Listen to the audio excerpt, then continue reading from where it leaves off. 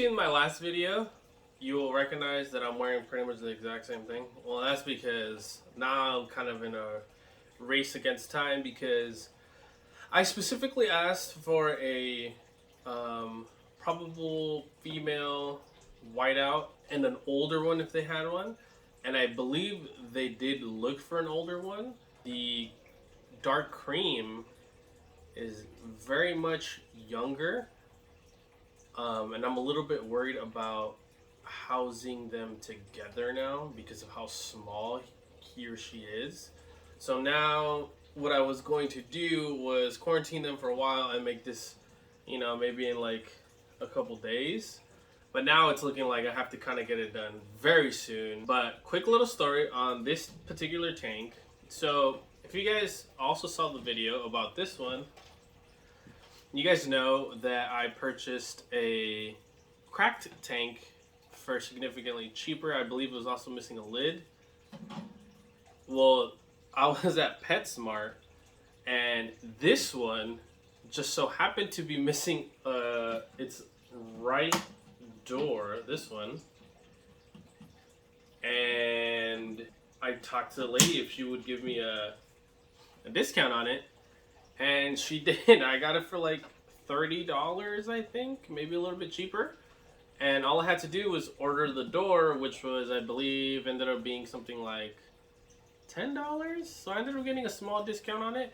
The cool thing about this one is it also brought a foam background. So I hope you enjoy the build on this one. First things first, strip it as much as you can, clean it and disinfect it as much as you can. Make sure before you start foaming or gluing to put the foam background back on, because, you know, obviously you're not going to be able to get it back in there once you've foamed up the sides. Okay, here we are again with the bravery test. Now, I think it's time for your bravery test. Remember to get close to the sides, not all the way through, but make sure you get close enough, because an issue I had with the last one is I had to go back because I didn't get close enough to the edges. As you can see, I ended up messing up a little bit, but I ended up filling it up with glue for more dynamic background. Just a way for me to fix the mistake I did. It's not really going to do anything, but it is worth knowing that don't worry about mistakes around this time. They're easily fixed. And once you're at this step, it's as simple as just spraying it with water and covering it with soil or whatever substrate you decided to put on the sides.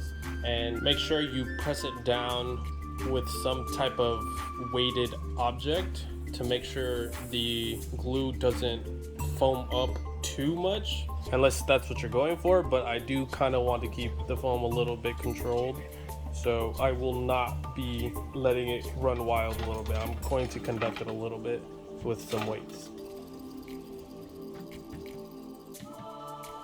And you're also going to want to do it to the other side, of course. Now notice that I left some substrate at the bottom from the excess of the top. I'm not too worried about it because I cleaned this part. I'm going to put glue on and I could just reuse that soil regardless, so not a big deal.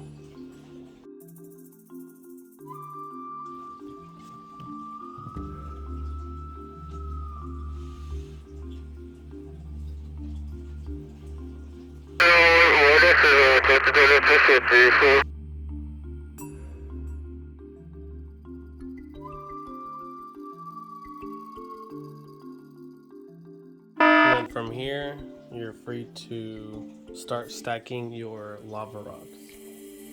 Now that I've put in the barrier, it's time for the substrate.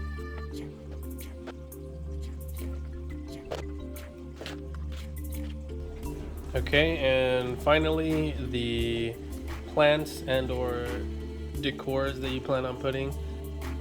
And something I personally like to do is I like to put moss